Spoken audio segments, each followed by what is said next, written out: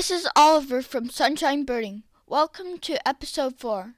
I'm at Tall Timbers Research Station outside Tallahassee, Florida. We have a lot of birding activities in store. We're hoping to see some red-cockaded woodpeckers and brown-headed nuthatches. I'm also going to participate in bird banding some sparrows. It's going to be a great weekend. Let's go. The research station sits on 4,000 acres of land and was founded by naturalist Henry Beadle. It is used to study the importance of prescribed fire for land management. On the first day, we got to tour the property looking for birds. The first bird we spotted was this American kestrel. We just saw a brown nuthatch. The brown-headed nuthatch lives year-round in southeastern pine forests. It has a brown cap and a white spot on the back of its neck and a very large bill. One fun fact about this species is that they have been observed using tools to find food. The eastern towhee has an easy-to-recognize song. It sounds like "Drink Your Tea." Eastern towhees in Florida and Georgia have yellowish-white eyes, while the rest of its population have red eyes.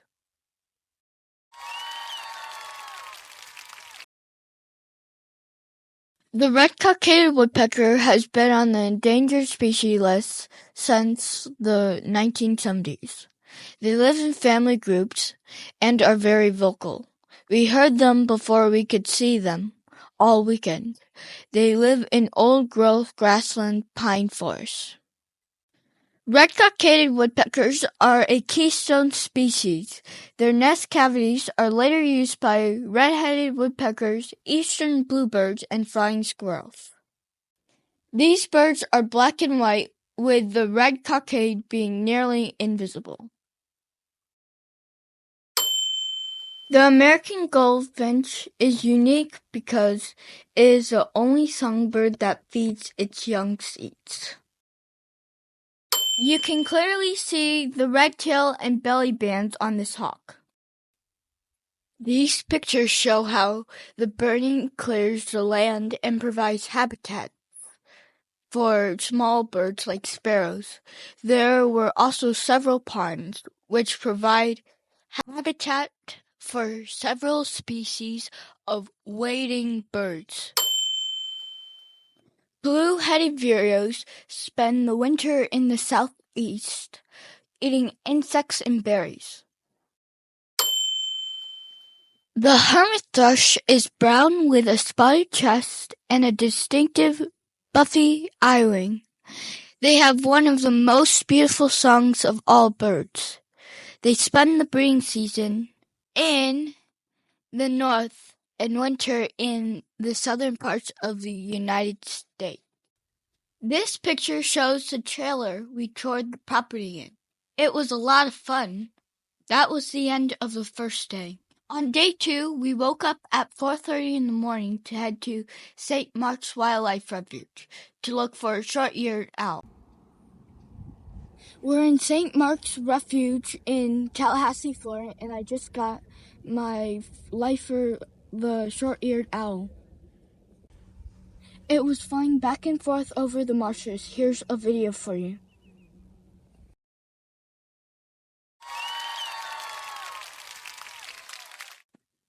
A short-eared owl hunts by sight and sound. They fly low over marshes or meadows to hunt. We could see it in the distance flying over the marsh. It had a large head and body, and almost continuously flapped its wings, making it easy to distinguish from the northern harrier, which was flying over the same area. This owl is out of its range in Florida, as its winter range does not typically extend this far south.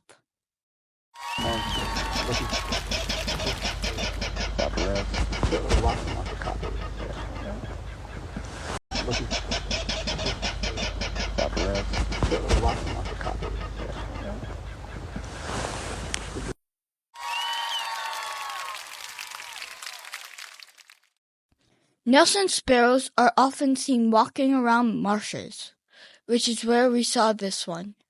Before it perched up on this grass, they can be found in freshwater wetlands and tidal marshes, both saltwater and brackish.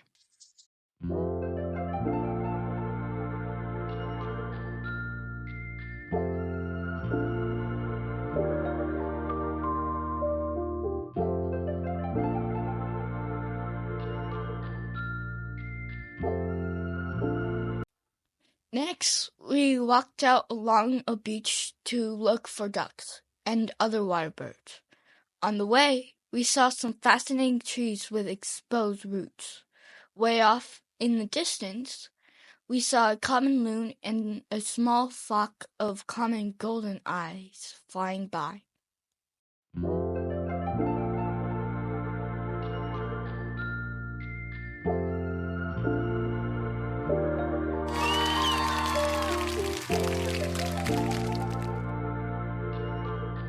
Next, we stopped at St. Mark's Visitor Center before we headed back to the refuge. The first bird we saw was a ruby-crowned kinglet, which was special because we could actually see some of the red on its head. Normally, wintering birds in Florida don't have any of their signature colors from spring or summer remaining. After that, we headed to the headquarters pond where there were many species of wintering ducks. The first thing we spotted was a bufflehead. They get their names from the male's large-headed appearance like a buffalo. Check out episode 3 for more information about buffleheads. Next, we saw American widgeons and a pair of gadwalls.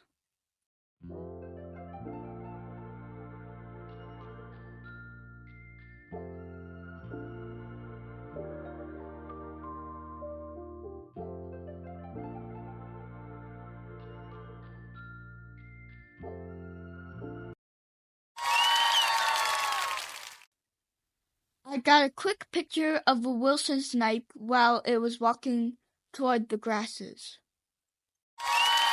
We saw several horned grebes in a pond further back in the preserve. The horn feathers aren't visible in the winter, but it still has its bright red eyes. Greater and lesser yellowlegs are hard to tell apart. Look for a longer bill on the greater, about 1.5 times the size of its head. The American avocet is beautiful in its white winter colors. Their slender bill curves upwards, with the female's bill being more upturned.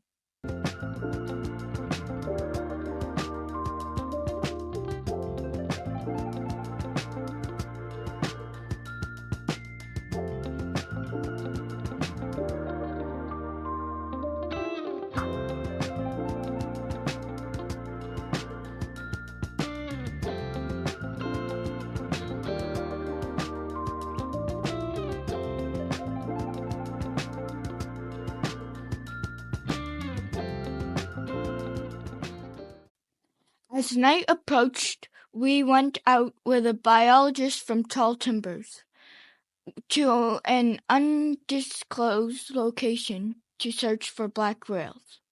While we did hear a black rail, I was not able to get a video or an audio recording, so unfortunately, I'm not able to count it for my challenge.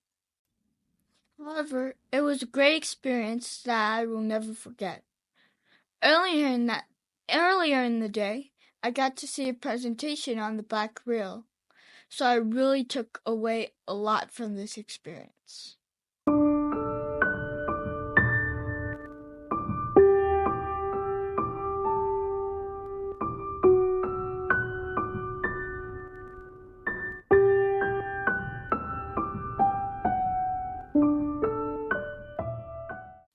On the morning of the third day, we headed out with the biologist and set up mist nests for bird bandits. We were also joined by one of the premier researchers of grasshopper sparrows in Florida. We were able to band and release several different species of birds. I was able to help out by recording the data they collected. After the bird flies into the net, it is carefully removed and placed into a bag to keep it calm. In this photo, you can see the pill bottles that are used to store different size bands.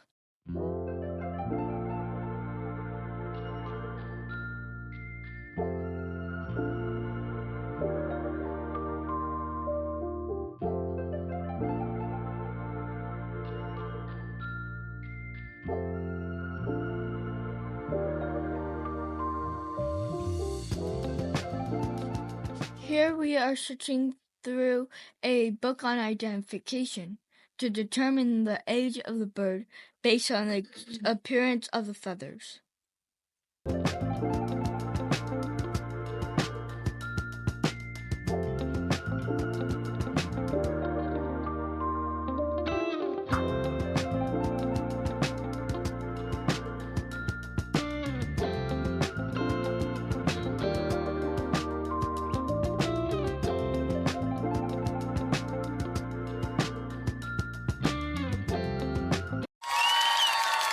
The last bird of the trip was a lifer for me, a Bachman sparrow.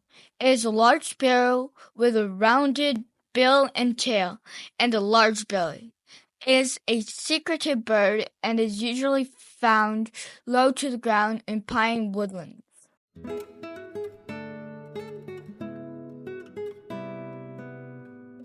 Playing here, but you may be able to move up to the left there and get an eye on it. And they usually respond pretty well, come out. Lastly, we found a winter wren, also a lifer for me, that we could hear but not see.